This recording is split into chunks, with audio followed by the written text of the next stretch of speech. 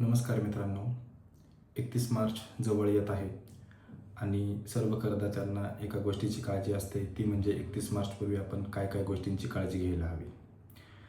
तर त्या दृष्टिकोनातून हा व्हिडिओ आपल्या सर्वांच्या माहितीसाठी बनवत आहे. यामध्ये सर्वात पहिला मुद्दा म्हणजे ॲडव्हान्स टॅक्स. ज्या करदात्यांचं आर्थिक वर्ष 2025-26 ह्या वर्षामध्ये उत्पन्न 12 लाखाच्या वर जाईल अशी अपेक्षा आहे, त्यांनी 31 मार्चपूर्वी आपला ॲडव्हान्स टॅक्स भरून घ्यायचा आहे, जेणेकरून IT रिटर्न फाईल करताना लागणारे व्याज आपल्याला टाळता येईल. दुसरा महत्त्वाचा मुद्दा म्हणजे GSTच्या दृष्टीने GSTR 3B आणि R1.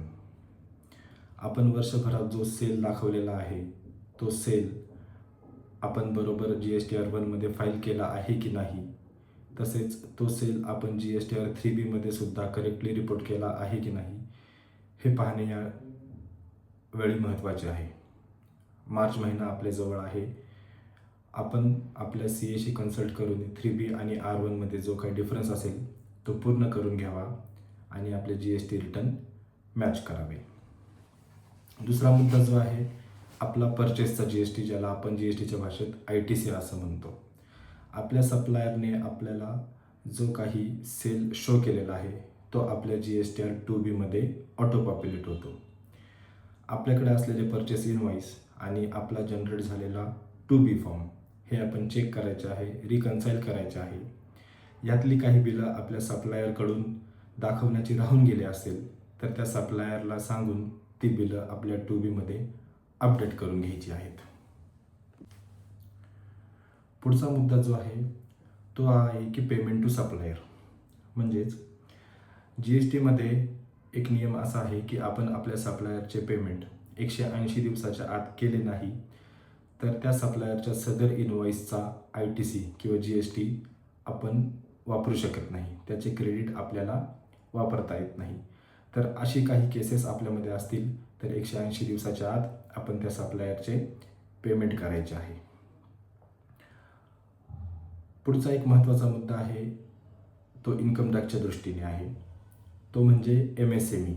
MSE म्हणजे जे कोणी आपले सप्लायर MSE मध्ये रजिस्टर आहे, म्हणजेच ज्यांचं उद्यम आधार आहे, ते चेक करायचं आहे आणि त्यांची मार्च महिन्याची जी काही बिलं आहे त्यांचं पेमेंट लवकरात लवकर करायचा प्रयत्न करत आहे.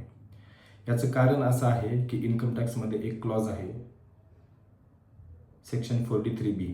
यामध्ये असं म्हटलं आहे की आपण आपल्या सप्लायरचं पेमेंट जर 45 दिवसाच्या आत केलं नाही तर ती खरेदी आपली मान्य केली जाणार नाही. ती खरेदी आपल्या इन्कममध्ये ॲडबॅक होईल आणि त्याच्यावर आपल्याला जास्त प्रॉफिट आल्या कारणाने इन्कम टॅक्स भरावा लागेल.